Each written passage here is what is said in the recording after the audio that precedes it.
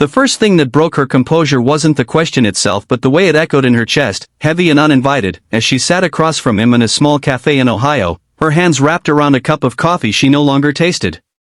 She had lived long enough to know that some moments quietly change everything, and this felt like one of them. Maybe you've had one too, a moment where the world pauses and asks you who you really are, and whether you're brave enough to answer honestly. Her name was Sarah Whitman, 42 years old, divorced, a woman who had learned how to survive disappointment by turning it into routine. She lived in a modest townhouse on the edge of Columbus, worked long hours as a physical therapist, and spent most evenings with silence as her companion. The lines near her eyes weren't from age as much as from years of responsibility, of putting others first, of choosing stability over passion.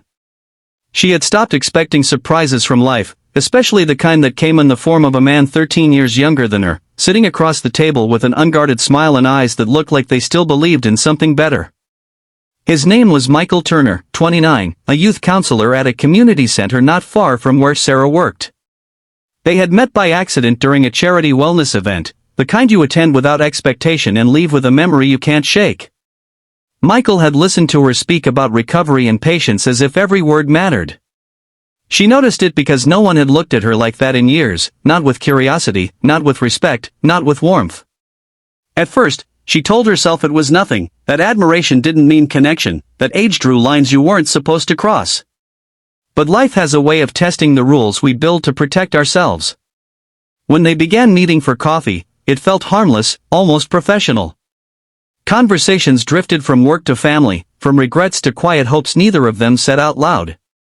Sarah learned Michael had grown up in foster care, moving from house to house, learning early how to read people because survival depended on it. He spoke about faith without preaching, about believing that love was an action, not a promise. She spoke about loss, about her marriage ending not with betrayal but with exhaustion, two good people slowly becoming strangers. Somewhere in those conversations, something softened inside her, and that frightened her more than loneliness ever had. She reminded herself constantly of the difference between them, the years, the unbalanced future, the way society loves to judge what it doesn't understand. You know the voice, the one that tells you to stay in your place, to choose what's safe instead of what feels alive. Sarah listened to that voice until it grew loud enough to spill out of her, until she finally said what she believed should end everything.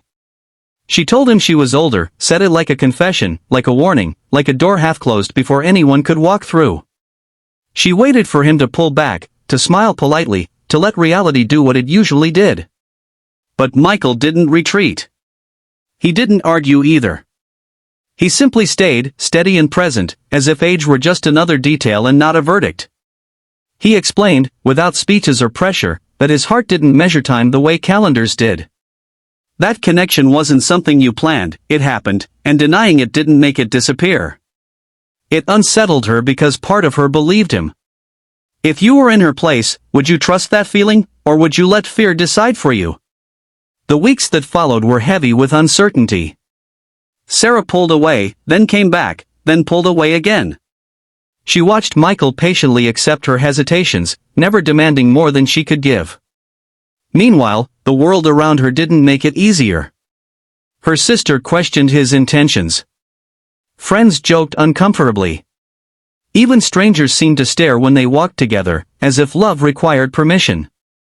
Sarah carried old wounds too, the kind that whisper that happiness is temporary and loss is inevitable. She didn't want to break him, didn't want to break herself again. What changed everything wasn't a grand gesture but a moment of quiet truth.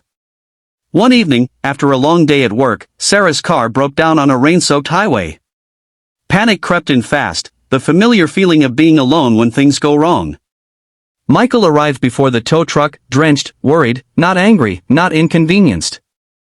He sat with her in the car, rain pounding around them, and for the first time in years, Sarah felt safe without having to be strong. In that silence, something inside her finally gave way.